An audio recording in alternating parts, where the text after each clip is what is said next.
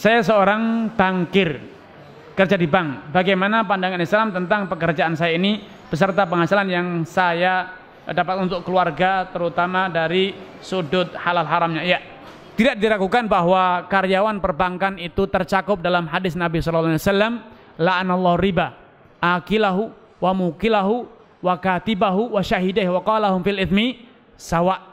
Allah melaknati riba, yang memberinya, yang memungutnya, yang menulisnya, dan yang menjadi saksinya. Kata Nabi, mereka itu dosanya sama.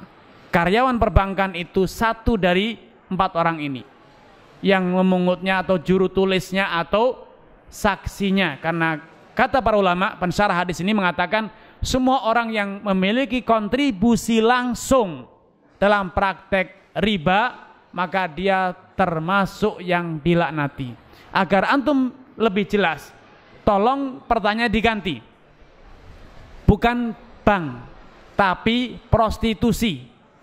Misalnya saya kasirnya perusahaan prostitusi, toko prostitusi, atau tempat hiburan yang menyediakan jasa esek-esek, jasa gesek kartu ya.